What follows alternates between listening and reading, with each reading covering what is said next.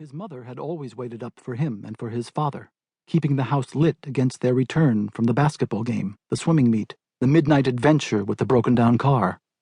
Entering the house on those nights, in from the cold, the boy had felt his mother as the dazzling center of a stationary, preferable world, and been jealous of her evening alone, in the warmth, with the radio.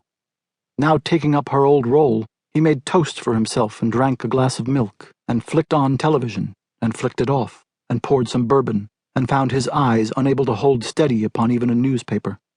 He walked to the window, and stared out at the street where an elm, not yet dead, broke into nervous lace the light of the street lamp. Then he went into the kitchen, and stared at the darkness of the backyard where, after a splash of headlights and the sob of a motor being cut, Joan would appear. When the invitation came, they had agreed she might be out till 11, but by 10:30 his heart was jarring, the bourbon began to go down as easily as water, and he discovered himself standing in a room with no memory of walking through the doorway. That Picasso plate chosen together in Vallauris. Those college anthologies mingled on the shelves. The battlefield litter of children's schoolbooks and playthings abandoned in the after-supper rout. At 11:05, he strode to the phone and put his hand on the receiver, but was unable to dial the number that lived in his fingers like a musical phrase. Her number. Their number, the Masons. The house that had swallowed his wife was one where he had always felt comfortable and welcome, a house much like his own, yet different enough in every detail to be exciting, and one whose mistress, waiting in it alone for him, had stood naked at the head of the stairs.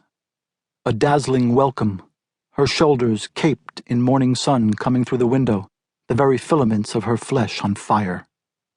He went upstairs and checked on each sleeping child in the hope that thus a half-hour of waiting would be consumed. Down in the kitchen again he found that only 5 minutes had passed, and, balked from more bourbon by the certainty that he would become drunk, tried to become angry.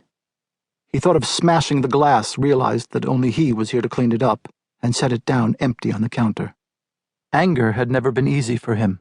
Even as a child, he had seen there was nobody to be angry at, only tired people anxious to please, good hearts asleep and awake, wrapped in the limits of a universe that itself, from the beauty of its details and its contagious air of freedom, seemed to have been well-intentioned. He tried, instead, to pass the time, to cry, but produced only the ridiculous, dry, snarling tears of a man alone. He might wake the children. He went outdoors into the backyard. Through bushes that had shed their leaves, he watched headlights hurrying home from meetings, from movies, from trysts. He imagined that tonight he would know the lights of her car even before they turned up the alley and flooded the yard in returning. The yard remained dark. The traffic was diminishing. He went back inside.